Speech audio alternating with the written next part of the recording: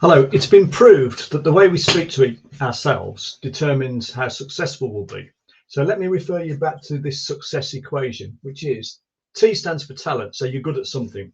D stands for desire, so you've got written goals, you know what you want. Optimism, which I'll come back to, plus action, A stands for action, so doing something is what's required to succeed. Now, this optimism is really important because if you believe that you're actually going to achieve something, you're far, far more likely to achieve it than if you don't believe it. So being optimistic is obviously crucial to the whole thing. Now, I've already covered this. This is coming from Learned Optimism by Martin Seligman. But basically, the way optimists speak to themselves is different to the way pessimists speak to themselves. So an optimist, if something goes wrong, they will blame it on external factors rather than themselves. They will say it's just that one thing that's the problem rather than everything to do with themselves. And they will say that it's a temporary thing and that it isn't the normal situation and that normally things will be back to normal and they'll be successful. So an optimist sees any setback as being external, specific and temporary, whereas a pessimist is exactly the opposite. And similarly, when something goes good, it's the other way around. An optimist sees it's because of something inside them rather than outside them. They see it as generally the fact that they will be successful, and they see it as a permanent thing. They'll always be successful, whereas a pessimist is exactly the opposite. Now you come on to this equation, if you like, or this formula, which says that if you experience adversity, that affects the way you believe. Now, the way you believe, the way you react to the adversity here comes back to over here. If you're an optimist, you believe the optimistic way, and if you're a pessimist, you believe the pessimistic way.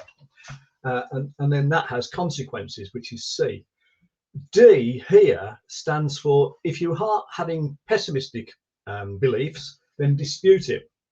And that's what this bit over here is going to be. So I'll come back to this, but you dispute it. And then that energizes you and you'll be more successful. So how do you dispute it? Well, basically, you look for yourself, saying to yourself things that are universal. So if you say anything along the lines of, well, this always happens to me. I mean, if it's good, that's fine. That's great. You stick with it. But if it's bad, then you say, well, always. You can't think of a single occasion when it doesn't happen to you. So you avoid universal statements. Everyone sees me as a failure, for example, would be a universal statement. And then you'd say, well, everyone, so there's no one out there that basically sees you as successful. You dispute it, you actually question it in the opposite way.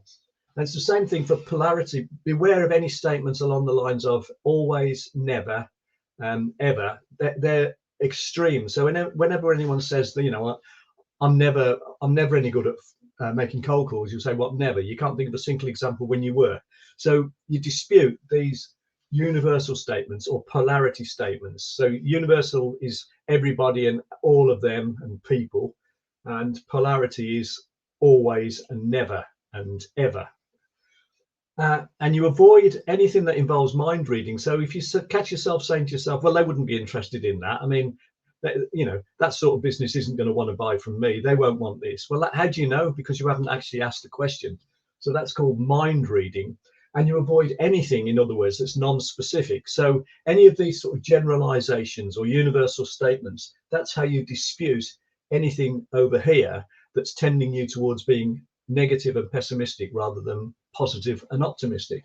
And basically, it's all about the questions that you ask yourself and the way you speak to yourself, because as long as you catch yourself, you know, doing the wrong thing over here and then actually dispute it by following these guidelines over here, you can turn pessimism into optimism. And all the evidence proves that the more optimistic you are, the more successful you'll be, the healthier you'll be, the longer you'll live, the wealthier you'll be. You know, there's nothing not to like about being optimistic, other than there are occasions when it pays to be pessimistic. So, you know, if the consequences are really grave of getting something wrong, then it might be a good idea to be cautious and pessimistic. But if the consequences are not that heavy if you get it wrong. So for instance, if you're pessimistic about making a phone call, thinking it might go wrong, well, so what? It's not huge consequences if it does go wrong. So therefore, it pays to be optimistic. But obviously, you know, with what's going on in the world in terms of other things, there are occasions when it does pay to be pessimistic. But generally, these are the guidelines you follow. This is what you watch out for in terms of yourself being optimistic or pessimistic. And these are the techniques here that you can use to stop yourself being pessimistic and to turn yourself into being more optimistic, which will actually make you more successful, happier, wealthier, live longer, all the nice things. Hope you found that interesting. Thanks very much for watching.